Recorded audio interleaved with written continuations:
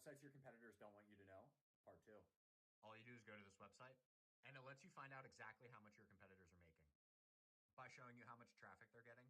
You don't survive long in this game by memorizing strategies. You survive by avoiding the quiet mistakes that drain your edge before you even realize it. I learned that the hard way. A trader can do 9 things right, but one wrong habit will bleed every ounce of consistency out of him. And the tragedy is that most traders don't blow up because of one catastrophic decision. They crumble because of a handful of subtle behaviors they repeat without questioning. The kind that feel harmless in the moment but eat the foundation of your discipline like rust on steel. I've seen it in every market cycle, from bucket shops to Wall Street to the frantic electronic tape of today. The market punishes carelessness far more ruthlessly than it ever punishes ignorance. When I tell you never to do certain things if you want consistent profit, I'm not preaching from a pedestal. I'm speaking from experience. From the nights I stared at the ceiling wondering how I could be so foolish when I knew better. That's the cruel beauty of trading. It exposes every contradiction in a man. It shows him what he claims to believe and what he actually practices. And, if you've been following my other videos, you already know the pattern. You don't lose because the market surprises you. You lose because you betray your own rules. So listen carefully, because the things you must avoid are far more important than the things you chase. I remember one particular stretch in my early days when the tape felt like a living creature that had singled me out for punishment. I wasn't trading terribly. I was simply trading too often. That's one of those quiet killers nobody warns you about. Overtrading doesn't always look like recklessness. Sometimes it hides behind justification. You tell yourself you're building skill or responding to opportunity, but really you're feeding an impulse. Every unnecessary trade weakens your emotional frame, and a weak frame is all the market needs to push you into deeper errors. Consistency comes from silence, from waiting like a predator in tall grass. Break that discipline, and your results become a random walk. Another mistake I made, which you must never make, came from ignoring the changing character of the market. Traders fall in love with patterns the way gamblers fall in love with lucky tables. They swear the market must behave the same way it did last month, or last year, or during their favorite winning streak. But the market never repeats itself exactly, it only rhymes. The moment you insist the market obey your expectations, you stop listening to the tape, and the tape is the only truth in this entire business. I've said it before in other videos of mine, and it remains essential. Don't act on what you hope the market will do. Act only on what it actually does. If you want consistency, don't cling to outdated interpretations. Adapt or be left behind. There was also a time when I allowed my ego to tighten its grip on my trades, and it cost me dearly. You must never let your desire to be right overshadow your responsibility to be profitable. Traders who attach personal identity to their positions can't cut losses when they should. They defend the trade instead of defending their capital. That mindset is poison. I learned that the market doesn't reward bravery. It rewards correctness. Cutting a trade doesn't make you weak. It makes you disciplined. And if you've been following my work, you know discipline is the only thing standing between you and the chaos that ruins most traders before they even get started. If you want consistent profit, never let pride have a seat at your trading desk. Among the most dangerous habits, and I've watched countless traders crumble under the weight of it, is chasing what's already gone. I've done it myself. Moments when a move accelerated, and I convinced myself I didn't want to miss out. That's the devil's whisper. FOMO is not an emotion. It is a trap laid by the market to lure impatient traders into late entries, tight exits, and emotional damage. The market rewards those who enter early, not those who panic late. If you find yourself tempted to jump into a move that's halfway over, remind yourself, a trader who chases never catches anything but regret. You want consistency? Then don't pursue the market. Let the market come to you. But perhaps the most insidious mistake, the one that nearly cost me everything more than once, was trading without emotional clarity. You can have the best strategy, the cleanest execution plan, the smartest analysis, but if your mind is fogged by fear, greed, frustration, or revenge, the market will strip you down to your bones. A compromised mind cannot make uncompromised decisions. The worst trades of my life happened not because I misread the tape, but because I traded from a place of imbalance. I tell you this as plainly as I can. Never sit down to trade when your emotions are in control. You are not fighting the market in those moments, you are fighting yourself, and you will always lose that battle. The most profitable traders don't win because they're smarter. They win because they're calmer. As I reflect on all these lessons that shaped me, I realize something powerful. Consistency is not a result, it's a byproduct of what you refuse to do. What you avoid determines what you achieve. And that's why I'm urging you to look at your own habits and ask yourself the questions most traders never dare to confront. Which of these destructive patterns do you recognize in yourself? Which habits are quietly sabotaging your results? These are the truths that determine your future in this game. And as you're listening, remember to check out my other videos after this one, especially the ones where I break down confidence, discipline, patience, and the silent battles traders fight behind the scenes. They'll help you see the patterns that tie all of this together. But I also want something from you. Tell us in the comments, what is the one thing you keep doing that you know you shouldn't? What part of your trading journey feels like the hardest to fix?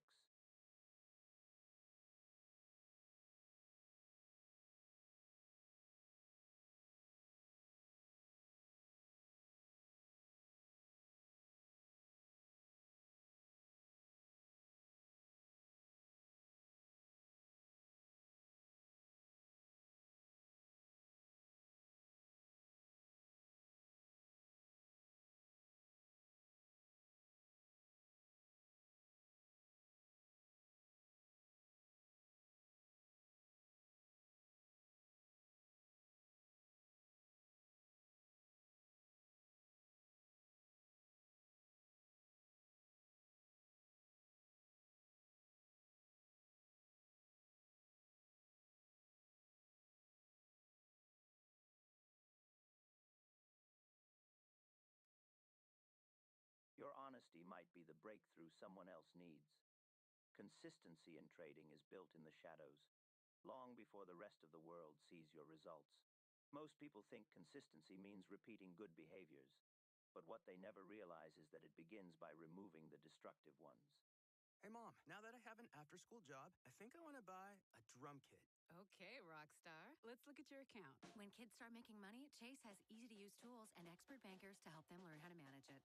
And next month, I'll buy the bass drum and the cymbals. Oh, and maybe some noise canceling headphones for you. Aw, you've thought of everything. Help kids save, budget, and build financial independence, all with Chase. That's good for kids and good for parents. Visit your local Chase branch and get started. Account subject to approval. JP Morgan Chase Bank, N.A. member FDIC. A trader becomes consistent when he stops giving his worst impulses a home.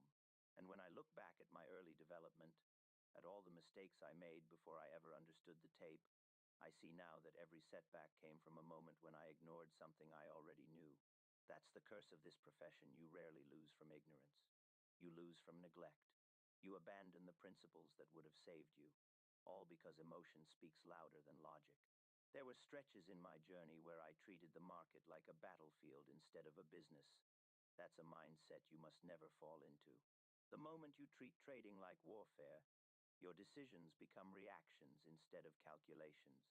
You fire back at the market not because it's wise, but because pride demands retaliation. And once you enter that emotional state, you're not trading anymore. You're defending your ego.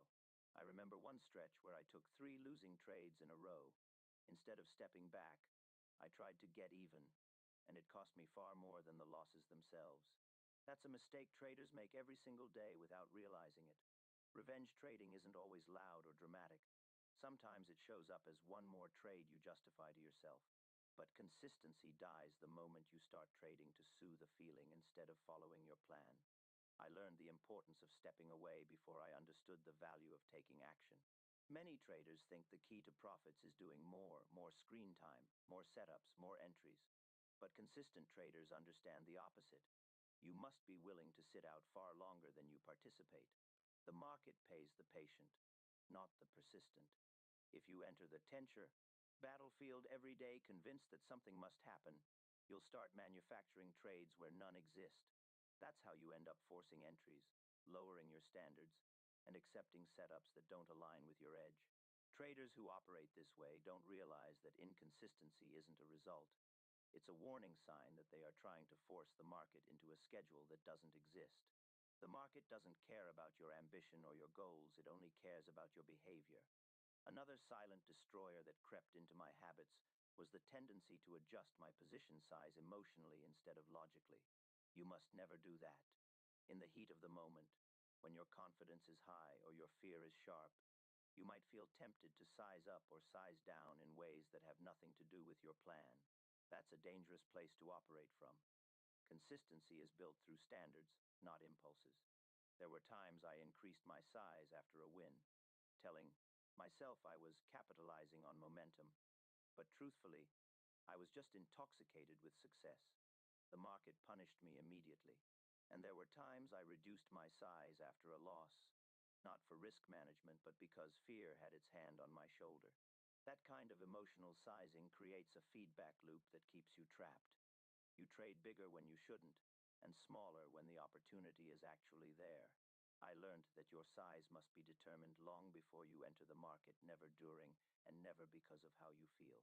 One of the most painful lessons I learned, and you would do well to absorb it now, is that you must never seek certainty from the market. Most traders lose not because they misread the trend, but because they desperately want confirmation the trend will continue. They wait for too much clarity, and by the time they enter, the move is already halfway over. Or worse, they hold on to a losing trade because they are waiting for the market to give them proof that they were right all along. But the market owes you nothing. It does not exist to validate your feelings or reward your patience. If anything, it punishes hesitation and indecision more brutally than any other profession. Consistency requires accepting uncertainty as a permanent condition. You take your shot with incomplete information, based on probability and discipline, not on guarantees.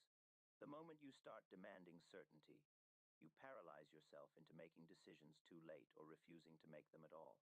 During my career, I met traders who treated the market like a puzzle, something to be solved once and for all. That mentality is a silent poison. You must never aim to figure out the market. The moment you think you've cracked the code, the market changes its rhythm. Consistency doesn't come from mastery over the market. It comes from mastery over yourself. And that's why so many people fail. They believe they need more information, more indicators, more secrets, more strategies. But what they truly need is the discipline to follow the simple rules they already know. The market is never the problem. It's the trader who refuses to follow through on the obvious. You want consistency?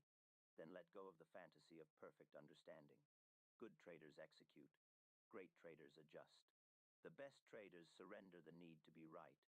As I share these lessons, I want you to understand something deeper. Everything you avoid in trading reflects a part of yourself you must confront. You don't just avoid emotional sizing. At Walden University, get the W. Stand out the minute you start learning industry-valued skills for in-demand careers. Get the W with microcred, certificates, and field experience. Show off your career readiness and mojo before you even graduate. Get the W. You confront your impulsiveness. You don't just avoid forcing trades. You confront your impatience. You don't just avoid chasing moves. You confront your fear of missing out. Trading is a mirror, and it reflects the parts of you that need refinement. That's why consistency feels so difficult. It requires confronting areas of your personality you've ignored for years. The market isn't simply testing your strategy. It's testing your character. You might have heard me say in my other videos that the market rewards emotional maturity more than technical skill. This topic reinforces that truth. Every mistake you must avoid stems from the same source, the inability to manage the battlefield of your own mind. And I want to hear from you in the comments. What mental battles do you face most often? What internal habits stand between you and the consistency you want? Tell us honestly. You never know who your words might help. There comes a point in every trader's evolution where he realizes the market itself was never the opponent. The real opponent was always the part of him that resisted discipline, the part that wanted shortcuts, the part that feared patience, the part that couldn't tolerate uncertainty. And when I look back at the mistakes, I'm telling you never to make those subtle, corrosive habits that destroy consistency. I see that each one was rooted in a refusal to accept the true nature of trading. Most people lose, not because they lack intelligence, but because they refuse to evolve into the version of themselves the market demands. Consistency isn't earned through cleverness. It's earned through transformation. One of the most destructive patterns I fell into early in my career, and one you must never repeat, is the habit of predicting outcomes instead of observing actions. The mind of an inexperienced trader is always trying to guess what will happen next. He convinces himself that he sees a pattern forming, or that a certain move should unfold the way it did last time. But the moment you enter a trade because of what you think the market will do instead of what it's actually doing, you've already lost control. I made that mistake countless times. I confused hope with analysis. The tape was telling me one thing, but my desire for profit was whispering another story, and I listened to the wrong voice. That's a surefire way to sabotage consistency. A trader must become a detective of the present, not a prophet of the future. This ties into another mistake you must never make, one that took me years to fully understand. Never underestimate the cost of mental clutter. A cluttered mind leads to cluttered trades. I used to load my charts with indicators, each one promising clarity but only giving me more conflict. The more tools I added, the less decisive I became. Consistency demands simplicity, because simplicity strengthens conviction. When you strip away distractions, the market becomes cleaner, your thinking becomes clearer, and your decisions become faster. I learned that the tape speaks loudest when the trader becomes quiet. If you find yourself constantly switching indicators, searching YouTube for better setups, or redesigning your chart every week, understand that you're not building skill, you're avoiding clarity. And clarity is the backbone of consistent profit. There was a time I believed the solution to my inconsistency was finding the perfect strategy. I treated trading like an equation with a missing variable. But perfect strategies don't exist, because markets don't operate in perfection. They operate in probability. And this led me to another mistake that nearly destroyed me. You must never confuse good outcomes with good behavior. A trader can place a terrible trade and still win, but that win teaches him the wrong lesson. It makes him believe recklessness can be rewarded. I had winning streaks in my youth where I thought I'd discovered a secret formula, but the truth was that I'd simply been lucky during a favorable market phase. And when that phase ended, I paid back every dollar and more. Consistency requires that you judge your actions, not your outcomes. A trader who evaluates his trades based on whether he followed his plan will always outperform the trader who evaluates based only on whether he made money. Another mistake that cost me dearly, and one you must never make, is allowing your environment to shape your decisions. You wouldn't believe how many traders sabotage their consistency simply by trading around the wrong energy. I've seen traders take trades they didn't plan just because they were watching someone else post wins on social media. I've seen traders switch strategies because a friend told them about easy money in a different market. And I've seen traders take risks they never agreed to take, simply because someone else in the room was doing it. I learned a harsh truth back then. Trading is not a social activity. It is a solitary discipline. The moment you let someone else's results influence your decisions, you lose your internal compass.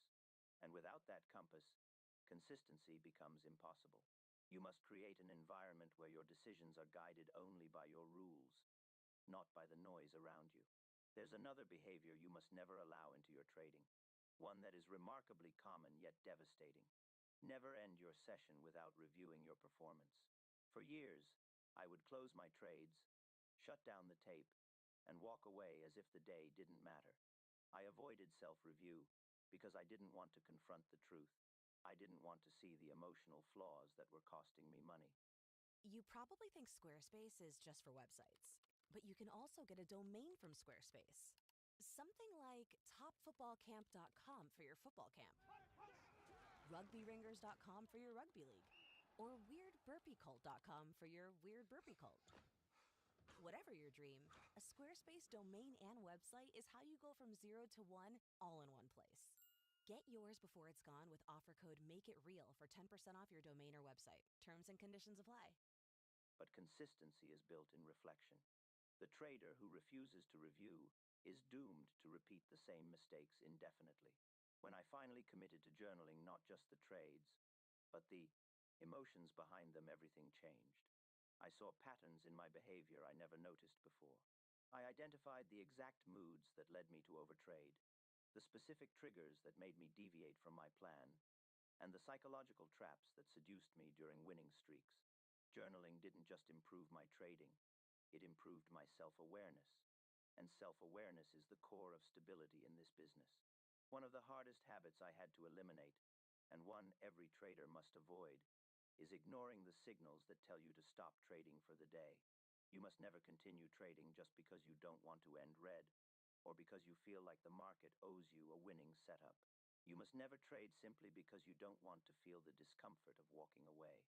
I've had days when continuing to trade would have destroyed me, and the only thing that saved my account was stepping away before the market amplified my emotions. Consistency requires restraint. It requires knowing when the edge is gone.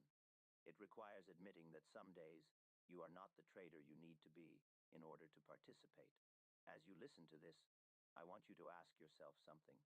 Which of these destructive habits lurks quietly in your routine? Because it's rarely the obvious mistakes that ruin a trader, it's the ones he doesn't notice. The ones that slip in through the cracks and become part of his identity. And while you're thinking about that, don't forget to check out my other videos where I dive deeper into discipline, confidence, and the subtle mind traps that shape a trader's fate. But more importantly, I want you to tell us in the comments, what habit do you struggle to remove from your trading? What keeps pulling you back into inconsistency? The more honest you are, the faster you grow, and your honesty might just be the message another trader needs to hear today. There's a moment in every trader's journey when he must confront the truth that consistency is not built on brilliance, it's built on restraint. The things you refuse to do matter far more than the things you try to do. And as I reach the final part of this lesson, I want you to understand that every mistake I've warned you against carries a deeper message. Consistent profit is not a reward for skill. It is a reward for self-control. You can have all the knowledge in the world, all the strategies, all the sophisticated charts, but if you continue allowing those subtle, destructive habits into your routine, the market will drain you long before you ever taste stability. One habit I wrestled with, and one that destroys more traders than they care to admit, is trading from expectation instead of evidence. You must never approach the market assuming it owes you a certain type of day. I made that mistake countless times.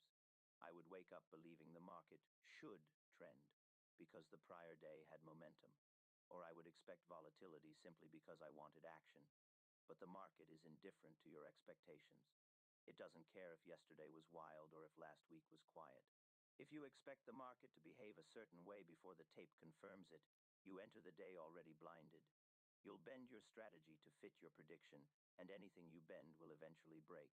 A consistent trader wakes up with curiosity, not expectation. He studies the open like a scientist watching an experiment, not like a gambler waiting for his lucky turn.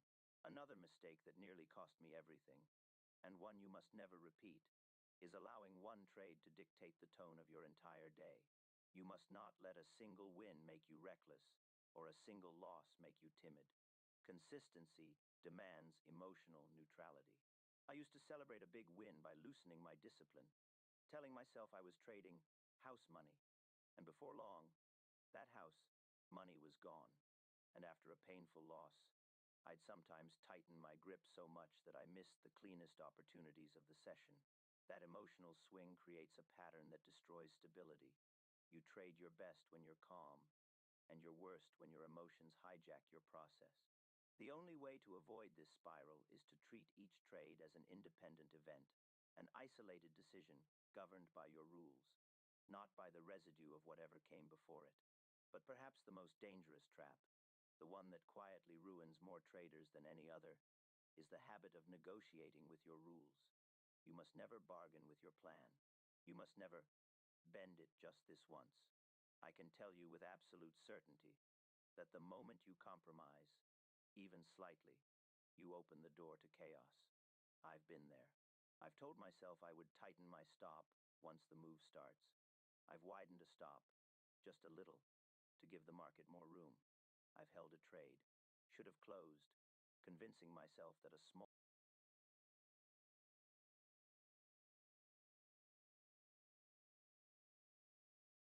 truly knows that we don't have proof that he was driving. We don't have proof that somebody else was driving. But in less than 1 year of ownership, Wares 981 totals his Cayman. He files an insurance claim with Geico. He's still on small on you. Wow, he crashed it when he only had 2,200 subs. Wait, January, April? So what is that? Okay, so he had it for like 8 months. Second car.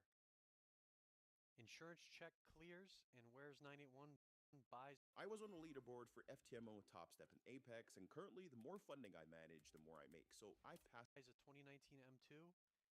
Launches Wares981.com to sell merch. The YouTube channel gains traction. Does a 50K Q&A where he claims he works in finance and also claims stocks made me rich, starting the Rich Finance Bro LARP. So at 52,000 subs, that's nice, but that's not enough to not have a job. You know what I mean? Wares981 runs a red light, gets T-boned, panics, grabs the dash cam, and runs out of the M2. He gets home and has his mom report the car stolen, and soon after files an insurance claim with Geico. From merch and YouTube monetization, he is doing good and is able to move out of his mom's house and into his own apartment. Okay, all right, he's doing good. He has 192,000 subscribers. He moves out of his mom's house. Oh, look at his security check. We got his security deposit check. His rent is $2,650. That's kind of high. It's pretty high. Channel growth, April 2023. What's this? Okay, a couple months later. Does an interview with Critical and continues his finance bro LARP. Channel grows tremendously. Everything is good. Okay, yeah, he's got 236,000. Third car. January. Okay, so he goes for without a car for. Oh, that's funny. When he did this interview, he had no car. And then he gets May 2023. Finances a 2017 Porsche 911 Carrera for $69,000.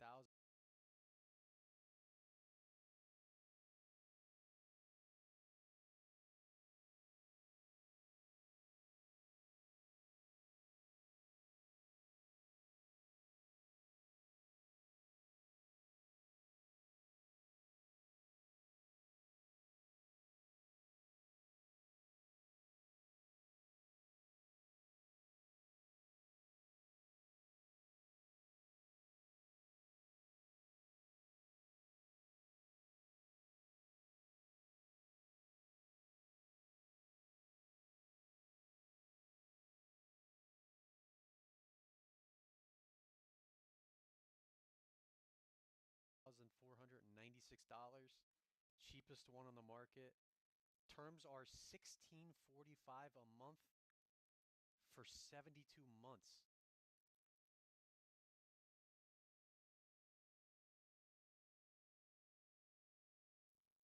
Holy. It's under Billy's name. Monthly expenses are very high. Starts drug usage and prostitution.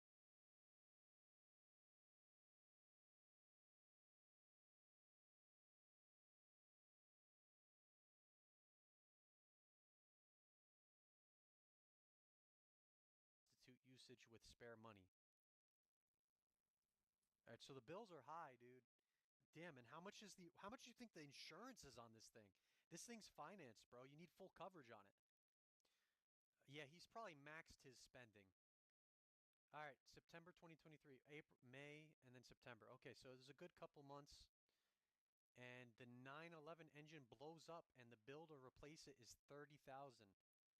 Which Wares981 does not have due to high expenses and drug/prostitution spending. Starts racking up credit card debt to compensate. Merch sales and YouTube monetizations are not doing well as views are down.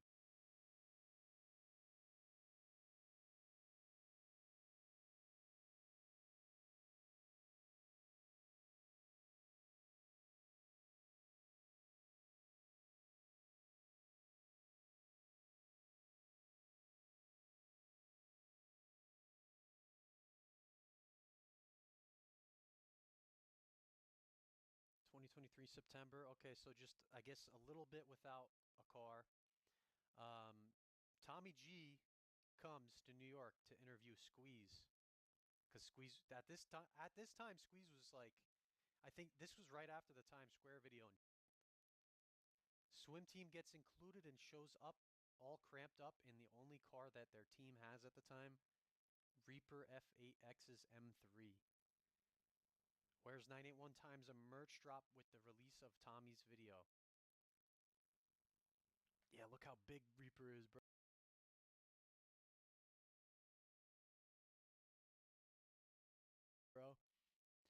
Dude, I know his seat is flattened out. His seat is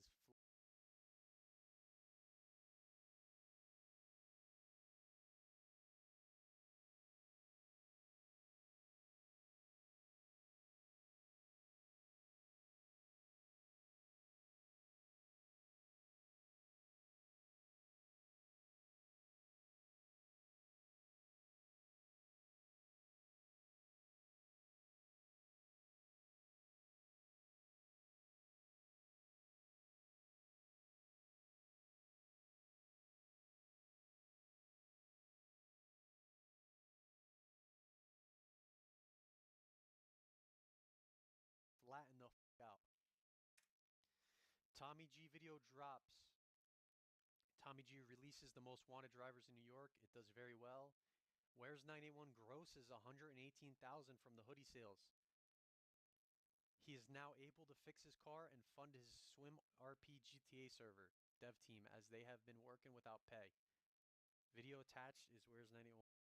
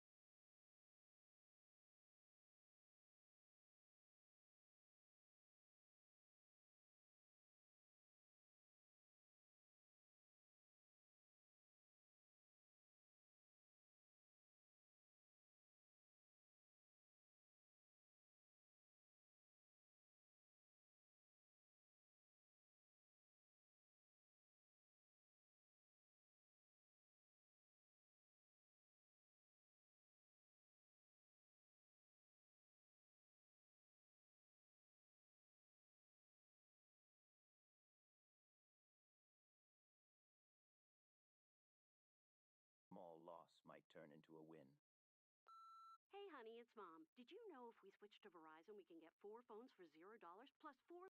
These decisions feel harmless in the moment, but each one. The single greatest skill you can develop is the ability to stay in a great mood in the absence of things to be in a great mood about. I've had some of the hardest days of my life this year. Maybe you feel the same way. And so in this video, I want to share a 4-part framework that has helped me move forward even when life feels hard. So number 1, learn the greatest skill. If you can be in a bad mood for no reason, then you might as well be in a good mood for no reason too. One of the things that's been helpful for me is just actually recognizing the math of hard days. Think about you having 100 days, right? Let's just say that last 100 days of your life. Well, the top 10% of those days, you're gonna have 10 days that are smiley face days. And then you might have, kind of the middle 80, that's gonna be kind of neutral days, right? And then you're gonna have your bottom 10% days. Now, this is just normal because of a standard distribution of how days work. When I think back on, my days, sometimes I'm like, you know what? Maybe today is just a bottom 10% day. And if I didn't have this bottom 10% day, then I wouldn't be able to recognize the difference between these days and the top 10% days. And so in order for me to want to have top 10% days, I by definition must also have bottom 10% days. I think the most important skill that you can have is being able to reframe reality. And I say this because I had a very good friend of mine this year say something to me, and it was really powerful, and it's been top of mind since he said it. He said, "You're Alex Hormozy. You can get away with whatever you want as long as you frame it right." And I really thought a lot about that, and I've brought that perspective to a lot of the conversations, a lot of the difficult things I've had to go through this year. It reminds me of a quote from Viktor Frankl, who wrote the book A Man's Search for Meaning, which he wrote while he was in the concentration camps during the Holocaust, and he survived, or he wrote about that time period. And one of the things that he said is, "He who has a why to live for can bear almost any how."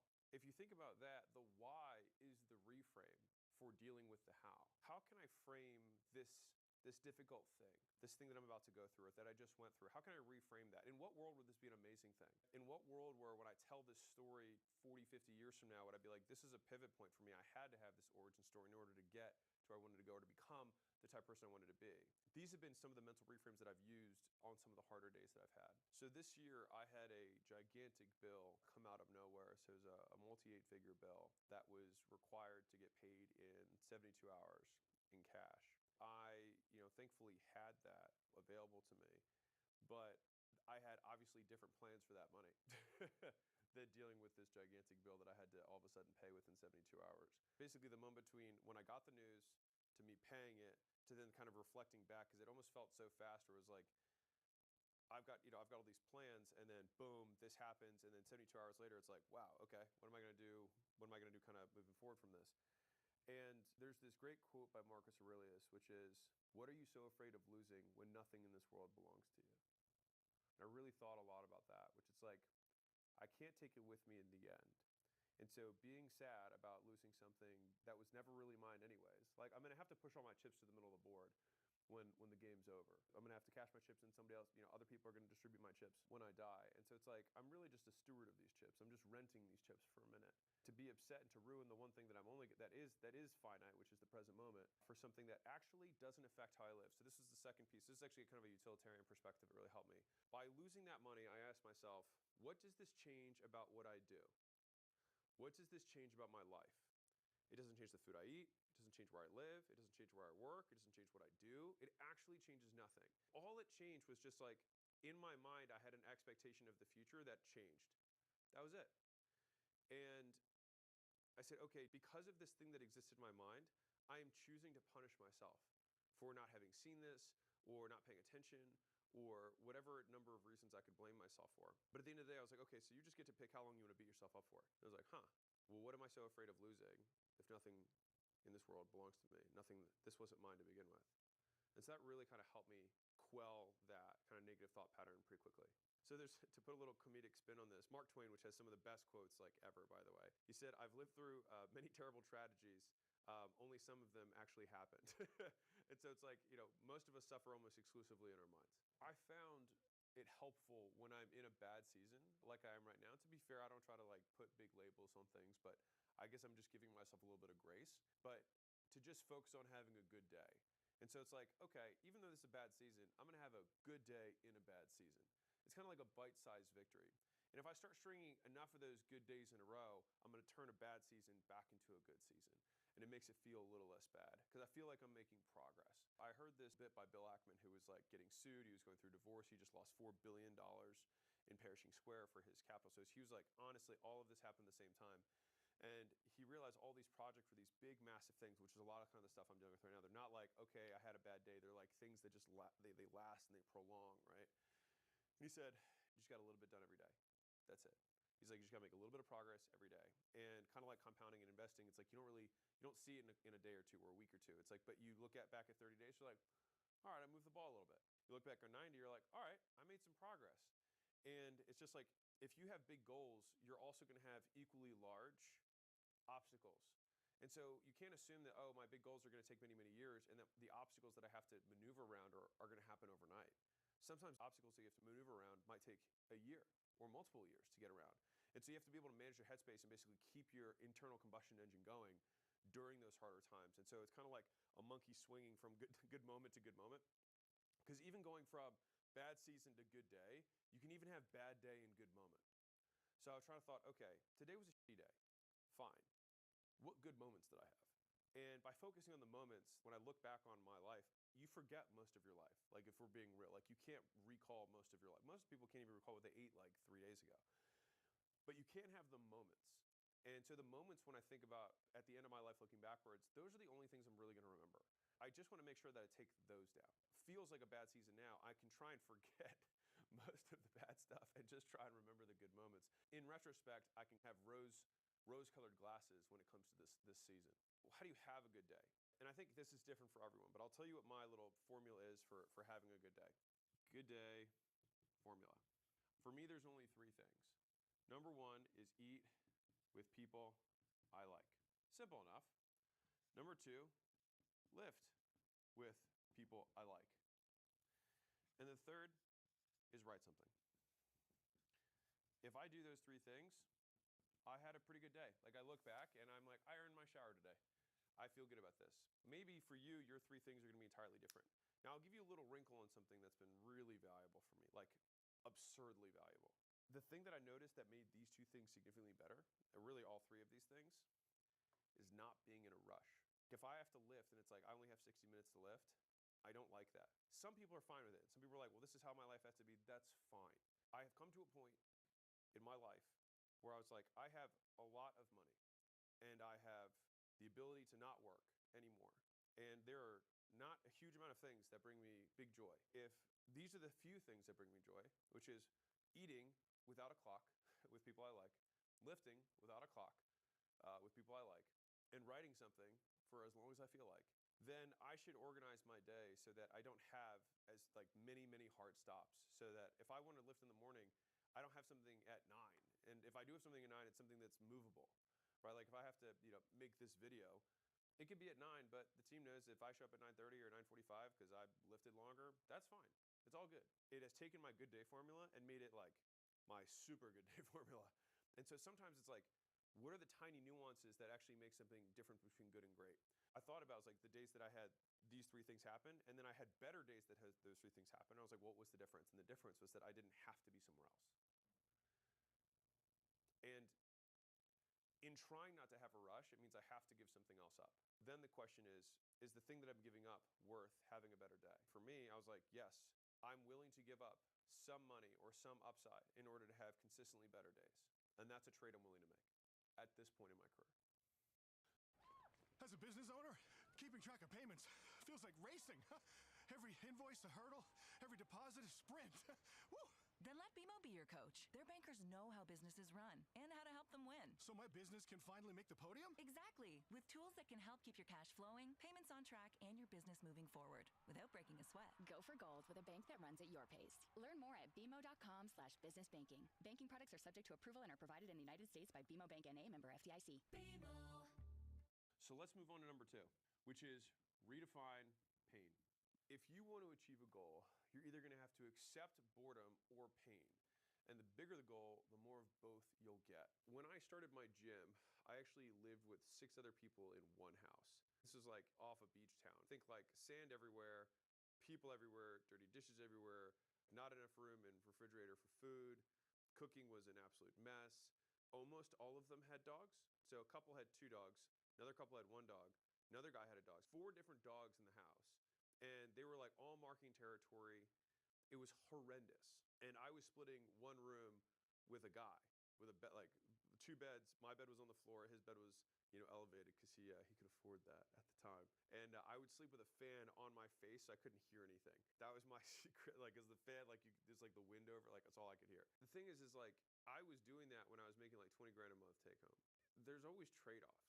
And the trade-off for me of living in that condition was that I could invest in the dream and build the business that I had at the time. Now, I could look back because I ended up losing everything, a few years later. You get this negative cycle of like all of that suffering was for nothing. But it wasn't for nothing because I learned all these skills along the way. You also can't operate from the perspective of like, I might lose it all in the future, which means everything I do today is not worth anything. Because like you're going to lose 100% of everything the moment you die. So trying to say that you might lose something in the future is a reason not to do something is ridiculous. You're going to lose everything at some point. You cannot wish for both strong character and an easy life because the price of one is the other. When I think about pain, I think about what thing am I paying for right now? And is that thing something that I want? And if so, it reframes the pain as the price of the thing that I want. This is super interesting. Is they've done research on this where they have somebody who like accepts like shocks. They can like opt out at any point. If you have the same man who's getting shocked, and then you tell that man in the other room, every shock he takes, his family doesn't have to take. His threshold of pain like quadruples. This may seem like some quote mindset, whatever. But the thing is like the bigger your goals, the more pain you're going to endure, whether you want to or not. It's the price. And if you can endure 4 times more pain than someone else, I don't actually think that it feels 4 times more painful. I think it feels the same level of pain, but you have this padding that makes it feel worth it. Give a man a purpose and the ability to achieve it, and he will crawl over broken glass with a smile. That broken glass, like how can you have a smile during the pain? It's because of what the pain itself represents. Now I'm going to get a little bit into behavior because I think it's valuable. I talk a lot about reward and punishment, but those are kind of more colloquial terms. When it comes down to behavior, it's actually reinforcers. A reinforcer can be negative, meaning it can be something that's aversive. So, for example, if I know that every time I hit my hand with a hammer, I'm going to grow muscle, hitting my hand with a hammer or taking the shock for my family means something positive, which is that I'm protecting my family, I'm helping my country, I'm doing something that I deem meaningful. The pain itself can become a positive reinforcer because you know you're making progress towards the thing you want. Now, you might think of that and be like, well, I don't want to have the pain. The thing is that when you're going through it, if you have this frame, it isn't as painful. In a lot of ways, it's like we are our own sculpture that we are working on. And as we chisel away, we also get to reveal the type of person that we want to become, the traits and the behaviors and the belief sets that go with the man or woman that we're trying to grow into. And so I wrote this story, I want to say a year ago, maybe 2 years ago, that related this that I just want to share with you. So imagine you're talking to the creator of the universe about the person that you want to become. And so you say, I want to be courageous. And the creator replies, then I will give you monsters that terrify you. That way you can conquer them. And you say, well, I want to be patient. And the creator replies, then I will make you work harder and longer, and nothing will come easy to you. That way you can learn to wait. Or like, okay, well, I want to be wise. Order And filled. so the creator says, then I will give you failures that will crush your spirit. That way you can learn the value of judgment. Then you say, that sounds like a hard life. Can you give me a good life? And the creator replies, just like we measure the quality of a blacksmith by the strength of his steel, I measure you by what you are at the end, not the fire and the hammer that it took to make you. A good life isn't an easy life. A good life makes you into a good person. And that, my child, is a hard life. It's about who we become doing the work more than the outcome from the work itself. And I love this, and this is a reframing of Proverbs, but the work works on you more than you work on it. Like in all labor, there is profit. Meaning we always benefit from work, even if the thing that we work on gets destroyed, even if you went bankrupt, even if that relationship didn't work out, even if that partnership falls apart.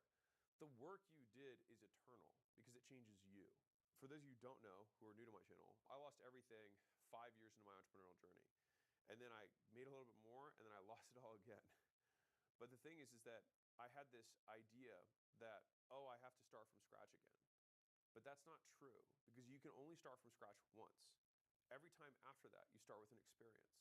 A man with an experience is never at the mercy of a man with an opinion. And you transition from the second to the first, the moment you begin working. Because you're no longer somebody who has an opinion. And as soon as you know what that truth is, because you've been there and you've actually done it, and you have the scars to show for it, then their opinions matter significantly less. I'll give you a different reframe that I've had for redefining pain as it relates to other people, which is you can summarize just about every hateful comment on the internet into one thing. He lives his life in a way that I would not prefer. That's it. Everything is, he lives his life in a way that I would not prefer. To which I respond, yes, I do live my life in a way that most people would not prefer. And they live their life in a way that I would not prefer. And that is why it is their life. And they can live their life the way that they want to live their life, the way they prefer it. And I will live my life the way that I prefer it. They cast these stones at you as though it matters. My dad told me this when he was going through his divorce. He said he went through this divorce conference, and the speaker on stage said to somebody in the audience, he said, hey, here's a ball. And he threw it to him. And he said, okay, throw it back to me. So he caught the ball. He said, now I want you to imagine that this ball is a steaming hot pile of and he threw it to the person again. And the person caught it. He said, why would you catch it? And so the lesson of that is just because someone hurls shit at you doesn't mean you need to catch it. You don't need to choose to participate. And I thought that was a really interesting frame. People can hurl whatever they want. It doesn't mean that they have justified a response or that you need to accept it. And that little reframe of, oh, I live my life in a way that other people would not prefer. Well, that makes sense. I'm not trying to live the same life as them. So, of course. And then they say, he made trade-offs that I would not make. And I say, of course. Of course I did. Why is this somehow an insult? When I was making those trades in the earlier days, I didn't know when I would be successful or if I would be successful. The only thing that I knew for sure was that I wasn't going to stop. And that was it. I know I can just not stop. And that's something that I can commit to. And that's controllable. I think a lot of the big gift of hardship is that it doesn't define you, it reveals you. The benefit is that you get to see who you really are, and you make that decision yourself every day. I have this perspective on loyalty, which is that you cannot say that you are loyal until your loyalty is tested. You cannot say you're patient until your patience is tested. Otherwise, it's an opinion, not an experience. You can't say that you handle hardship and that you are emotionally resilient until you've had something to be emotionally resilient about. The gift of the hard time is to give you proof of who you are so that the rest of your life, you get to know that you did that. And you get to tell that story and relive that story to yourself for the rest of your life. And to me, that gives the hardship memory dividends that pay forever until the day you die. I'll tell you a story. So I went to a school in the SEC, and some of the SEC schools are renowned for hazing and aggressive stuff. And so I was, going to join a fraternity. And, obviously they build up how hard, pledging is going to be and all this stuff, right? And I called my dad to talk about it. And he just said, remember, there is nothing that they can do to you that is harder than what you've already been through. And it was a great reframe, because I remember the times, when, things would be, quote, hard during that season of pledging. And I would just think about the things that I had already survived, the things that I had already been through at that point. And it made what they believed to be suffering appear childish. I was like, this is cute. But for the people who were present in the moment, rather than being able to relive through their memory dividends, using it as a shield for my emotional affect during the moment, was like, all right, I have these 8 weeks where I have to stand here before you apparently give me a stamp of approval.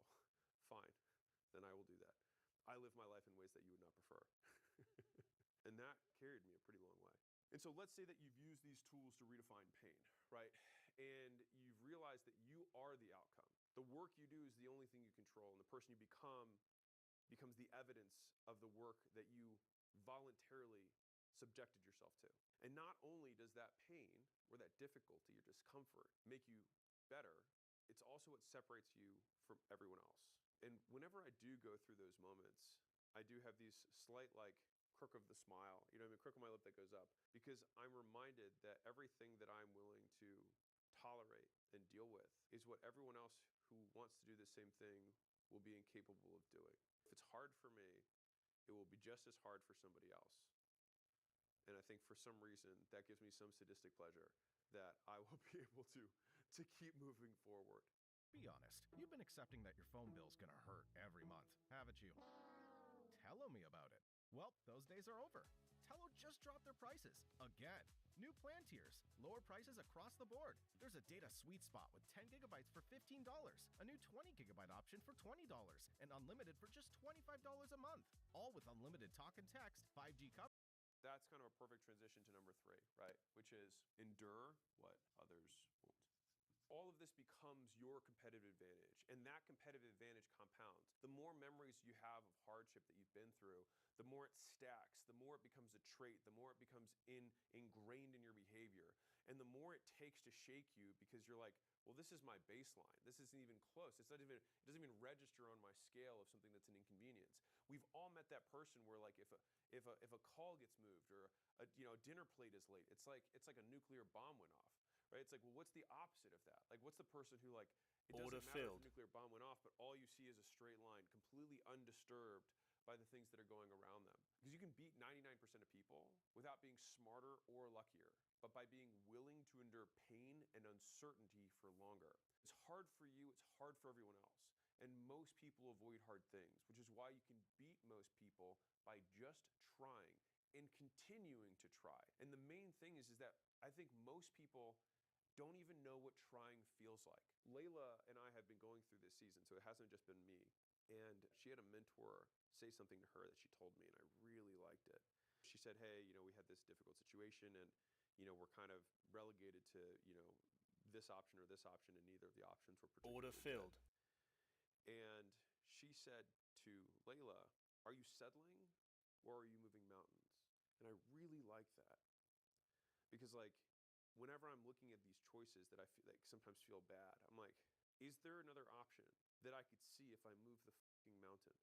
And that has just dramatically increased the willingness to work, to really try.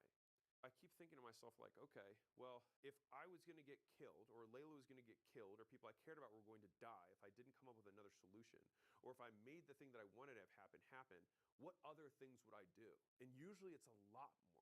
Whatever way you have to unlock that level of trying, that level of effort, like, most things are hilariously easy to do. It's just more easy. It's easier to just do nothing. Most people do nothing and get nothing and are dissatisfied because their expectations that they would get something for that nothing of work. What's